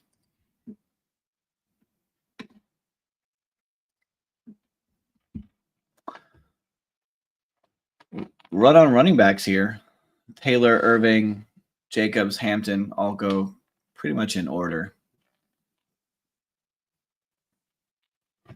I really liked how things were more separated, a little bit more balanced earlier in the drafting season, like in April and May. I felt like I loved the draft boards back in April and May. Like I thought they were in a great place, and I drafted a bunch of teams back then. I usually do in Best Ball Mania what's called a barbell approach to somewhat. So after the NFL draft is over, I will start to draft teams in April and May and draft a big chunk of teams, then. And I will slow down in June because there's no new news. You're not getting injuries. You're not having anything change. I draft a few teams, nothing too crazy. I'll draft a lot, but not as many Best Ball Mania. And then when we get to spring training camp and the preseason like we're in now, I will draft a ton more teams. So barbell, heavier on the 2 ends.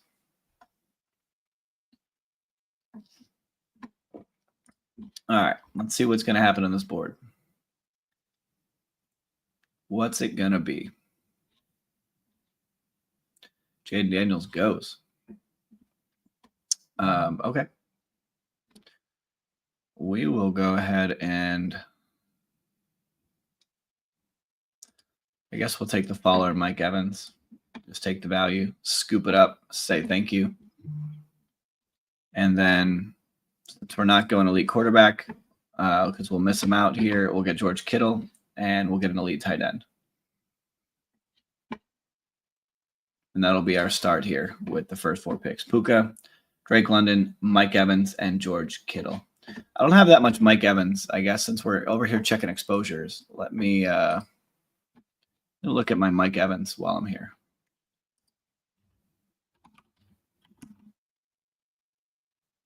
Uh, 7.1%, not a ton, but not as bad as I thought. 40 teams I have Mike Evans on. This will be 41. So not too bad. I don't see Mike Evans being much better than what he did last year. So I think you're drafting him at his ceiling, which is why I don't draft him that often. But that's just kind of where I'm at with him.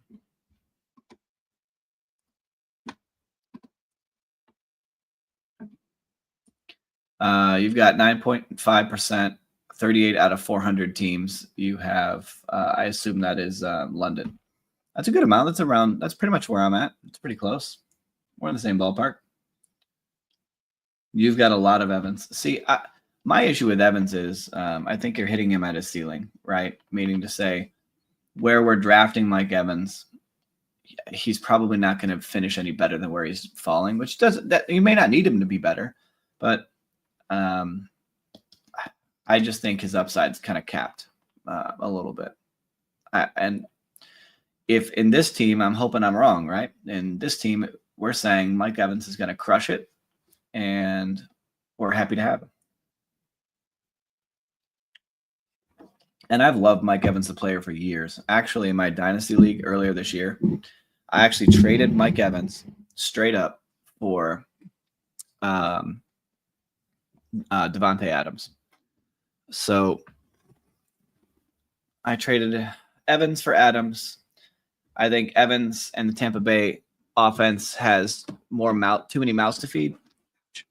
And the Rams are very concentrated in their offense. They're going to have to throw. And I think Davante Adams is going to command a whole lot more targets than Evans will. So I just traded an old man for another old man and tried to pick which old man is going to be better I guess if that makes sense. So break out the walkers, break out your wheelchairs. I drafted the old man team, or not the old man team. I got the old man wide receivers.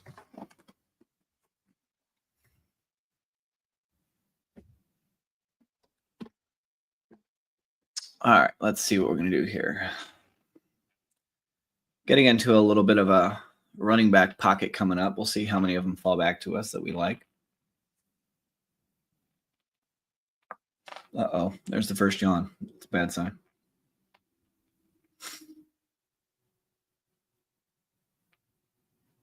I would love to stream. Like, if we win millions of dollars, maybe I will change my schedule and start working less days and do some streams during the day. But let's just win $2 million first and then go from there.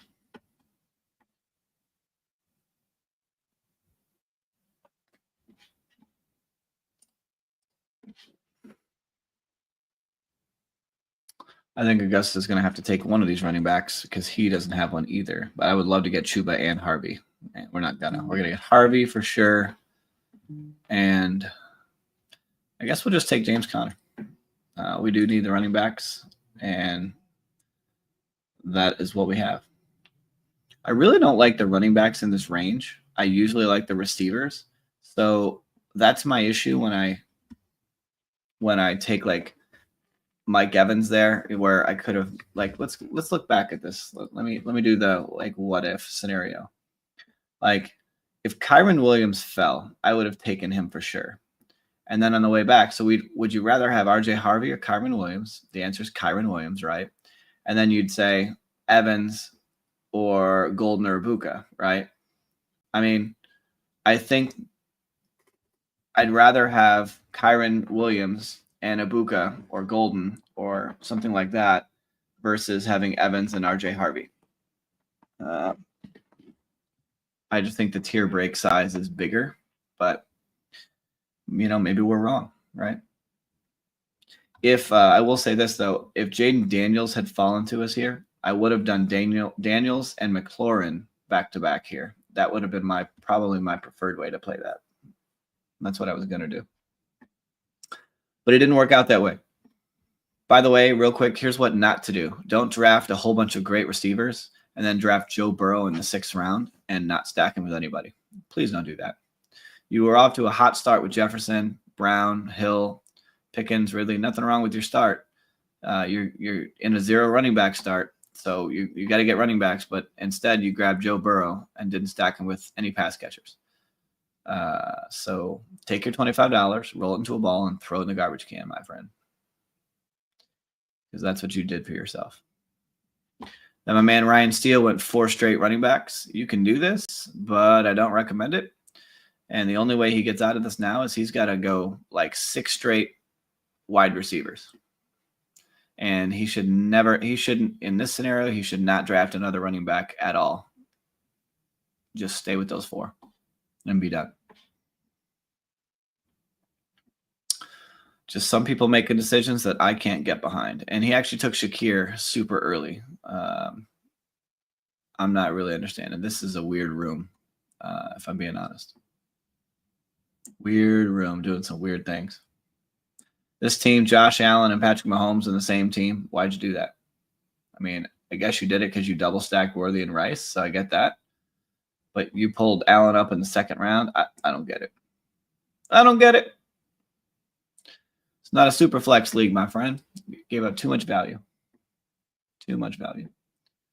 Fancy said 36.3% Evans. Godwin, McMillan out. Missed some games. Killer playoff schedule. Baker is a gangster. I'm just saying. It's a good call. I mean, McMillan's definitely out. Godwin will be back at some point. I'm going to say week 6. I'm just pulling out of my ass. I don't have a real reason to say week 6. But even if that's the case, Evans could eat, right? You got a great point. I can't argue with that. Cannot argue with that. You're making me want to draft more Evans all of a sudden with your attitude there. So you may have persuaded me to consider more Mike Evans in my life.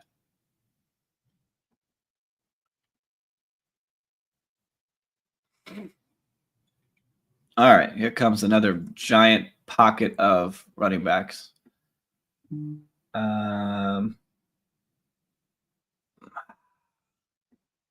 know how much I like Jaylen Warren, guys, but I'm going to go ahead and grab Jordan Mason here. And then we need another receiver. And I've been trying to mix in some guys like Michael Pittman Jr. On my teams. So I'll throw him on the team. Kind of having fun with this team. This is a weird team for me. Not so much with Puka Drake. I'm not a huge Puka guy, but this start is okay. I don't get a lot of Evans. Pittman's, I don't get a lot of him. I don't get a lot of Kittle, even though I like Kittle. And I don't get like any of these running backs. I do like Jordan Mason a lot this year. I will say that.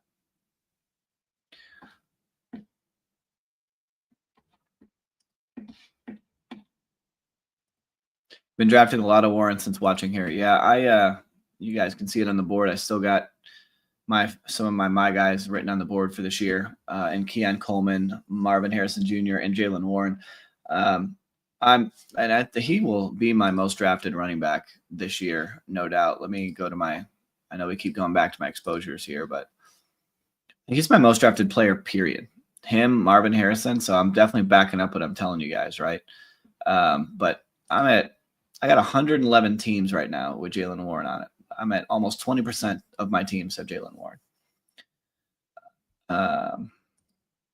99. Oh, I got to get another Marvin team. Can't only have 99. That's bad luck. I got to at least get one more team before we're done, right? It would be bad luck if I didn't do that.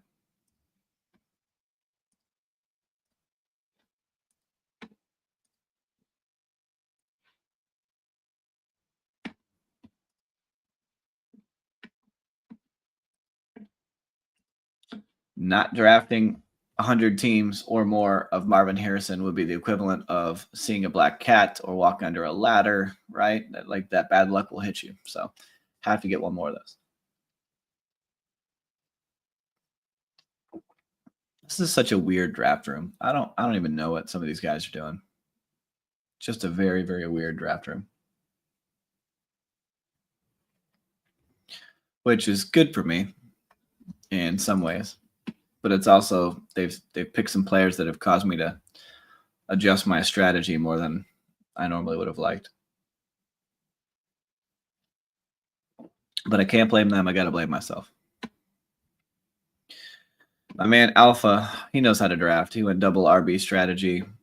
He pushed a bunch of really nice high upside wide receivers. Got a nice little tight end here.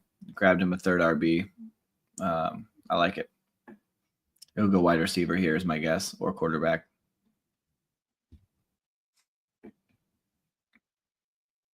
There it is. Goff. Pairs him up with Jay Williams. You can tell drafters like this that really know what they're doing. He has drafted some teams. He has watched some videos. He might be somebody watching us right now, and we don't know it. Maybe he watched all our videos last week, and he's trying to follow our lead.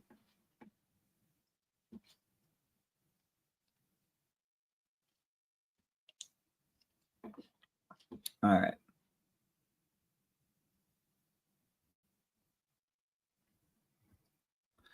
So Baker's gone, so he's out of the picture. Could do Brock Purdy here, stacking with George Kittle if he makes it to us. That wouldn't be a terrible decision.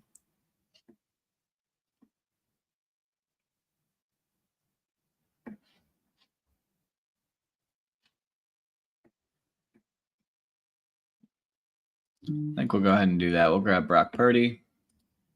And then I don't have like any of this dude, and everyone keeps drafting him super early. So I guess I'm just going to grab him. JCM. I have so little of him. I'm going to go back. We keep doing this, but I'm going to do it again. I don't think I have like any of him. What is his name? Jacoby, or is that it? Or Jacory. I've drafted him 3 times. This will be the 4th time he's been on any of my teams. So I'm not exactly I wasn't exactly singing his praises before his the moves they made. So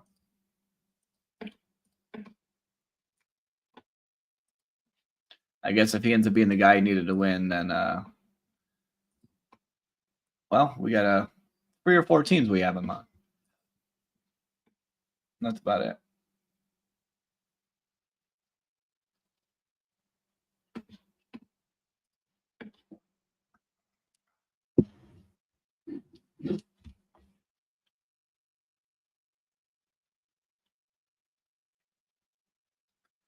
Do.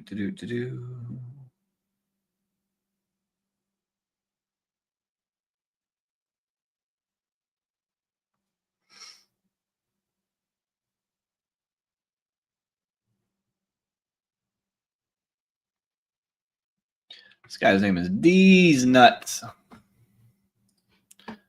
The only thing more nuts around here is the way you're drafted, my friend. Actually, you may not be doing that bad.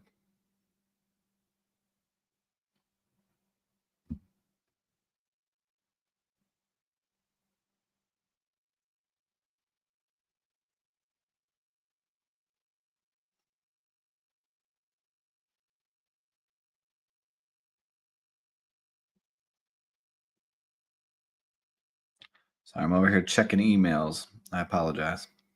My phone was kind of blowing up with some late night emails. There was early OTAs talk, Merritt running with the ones. Yeah, I normally I'm pretty good about the news, but I was not someone who really thought that Brian Robinson would get traded. So I thought he was an okay pick where JCM was going because he could sneak in and take Eckler's spot or whatever. But I didn't see Brian Robinson being traded. I just didn't. So that was one of the few calls that I definitely missed this year.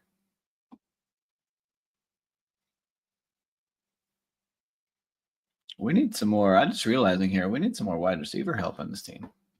I need a little help. Someone call Keenan Allen. Let him know he needs to be on our team. I don't know if he's going to make it. We could use him.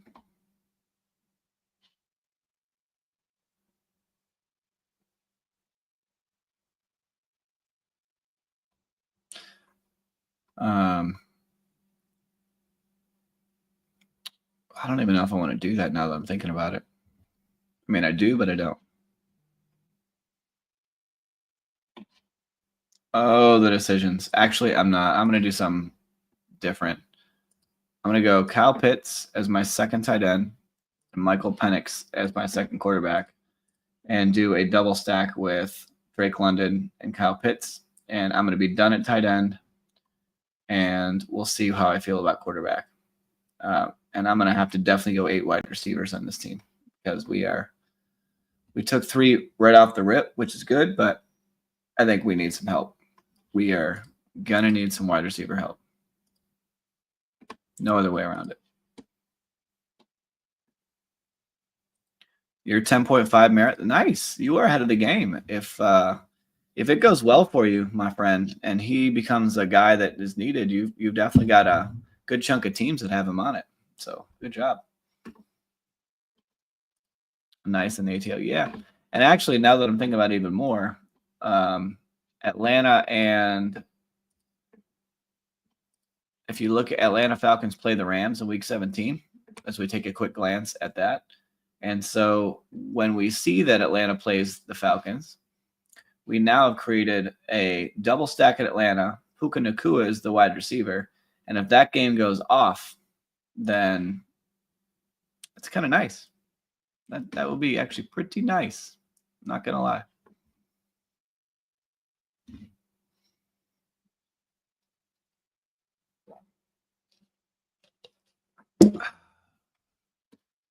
This will definitely be my last draft of the night. The coffee is wearing off already. Didn't like B-Rob more than Pro Merit. Yeah, I didn't love B-Rob. I was okay with where he was going in drafts before he got traded, so I wasn't too upset about his draft position. But I don't think I was overdrafting him much, meaning like he ended up finding, I found him on teams because I liked where he was going in the drafts, and he was on a good offense where he could get a lot of touchdowns potentially. So I didn't hate it. And honestly, now those teams aren't dead by any means because you're going to San Francisco, another good offense. And while CMC is there, what if he gets hurt? He's definitely a candidate to miss time, right? And B-Rob could step in on a really good offense, and he could be well outpacing where he should have been drafting. So I don't think anybody who's been drafting B-Rob in the past should feel bad about drafting him because he could still end up crushing, right? There's still a world where it works out good. Appreciate anything and all you do. I appreciate you. Appreciate you for being here. Appreciate you for the support. And you've been with me since I started this thing for the most part. And you've been a tremendous, tremendous supporter. And I appreciate it more than you know.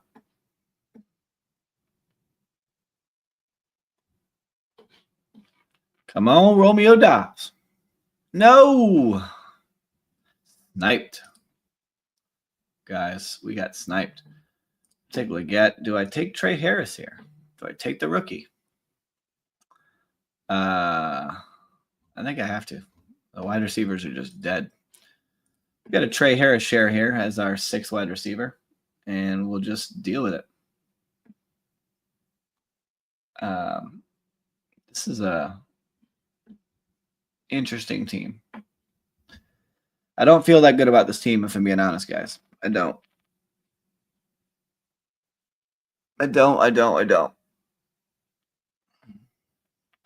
Don't hate it. But sometimes the teams you least think are going to be good might end up being the one you needed. And it does allow us to have a little bit of, volatility or change in the team. So that's kind of nice. Garendo James must not be in good standing. B-Rob ain't fast at all, is he? No, he's not much of a speed outside the tackles guy. He's more of a in-between tackles runner. He'll definitely be a goal line guy. He can catch the ball. He's not a great pass catcher, but he's capable. I think if CMC went down or they just needed to give him a break, B-Rob is clearly going to be the 2. There was an interview done by the coach today that said that he made it very, very clear that he is the number 2 on the team, Brian Robinson. So I think if CMC went down, you get a heavy amount of Brian Robinson. I think Garendo might pick up some pass catching work, and that would be it. I do not have a lot of Garendo on my teams. Let me look at that real quick now that you bring that up. Isaac. Yeah, only 5.9%. 33 shares out of 562 teams. I'm not drafting him anymore either, so that amount's going to go down. But I don't hate him, but I just don't see a world where he's relevant now that B-Rob's there. It's going to be really, really hard for him to return value. And, those 33 teams or whatever it is that I drafted him on he's probably a dead roster spot. And hate to say it, but I'm pretty sure he is a dead roster spot. So if you have him on your teams, it's unfortunate, but the chances are he's not doing anything for you.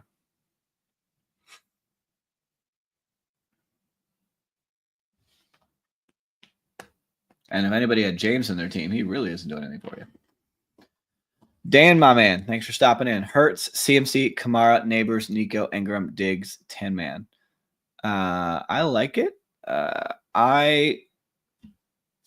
10-man league, I want to say you probably could have gotten a better RB2 in a 10-man league than Kamara. If it's PPR, that's not terrible, but I think I would have tried to get a different running back instead of Kamara in a 10-man. But I love Neighbors. He is one of my favorite picks in fantasy. Love Hurts. I'm not a big Nico guy. He doesn't stay healthy. So I don't know what your depth is, but Diggs, I like him where he's going. And Ingram, I don't have a lot of Ingram, but it's not because I don't like him. I think he's a fine tight end. I just don't seem to have a lot of them. And thanks for sharing, by the way, my friend.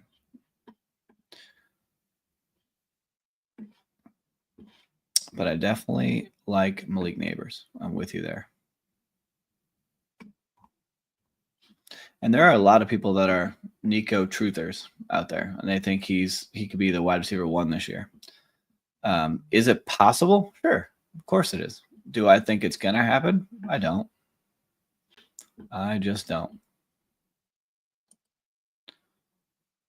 No, I don't want to do that. I'm going to do this anyway. Do Jalen Wright. And going to get another Troy Franklin share here. All right, so we are almost done. We've got 2 more picks to go, but I'm going to finish this one on my phone. Y'all, you also have Olave and Pollard. I like that. I like those as backups for sure. So you definitely have the depth at wide receiver, for options on your 10-man. I think Olave has a high ceiling. I think he's a good player to have on your team. If he shows that he's healthy and whoever plays quarterback, actually knows what they're doing, he might go. Fancy Dog says 6'4" size matters. Hey, size matters to some, and I definitely can play a role in as an X receiver. Size definitely matters. So, all right, I am definitely gonna head out of here real quick. Like and subscribe if you don't mind on the video. Share it, tell some friends, share it in anywhere else you can. Thank you guys for stopping by. If you don't know what we're doing, again, real quick, this is Underdog Fantasy that we're drafting on. There's a link in all my descriptions. You can click on the link, make an account as long as you live in any of these beautiful yellow states. And there's quite a bit of them, and meet the age restrictions. And if you use my promo code PERFECT216, please use it. Please get the deposit bonus that you can get by using that promo code. It is 50% deposit bonus up to $1,000. So if you deposit $100, you get $50 free. You deposit $500, you get $250 free, et cetera, et cetera. So use the deposit code, get you a bonus, and come join and draft with us on Underdog Fantasy. Appreciate you. Thanks again, Fantasy Dog and friends, for stopping by. It's been a fun stream. I will be on again like I am every night, tomorrow night around 9 o'clock or so, between 9 and midnight, drafting more best ball teams. You guys have a great night. Have a great Tuesday, and we'll see y'all tomorrow.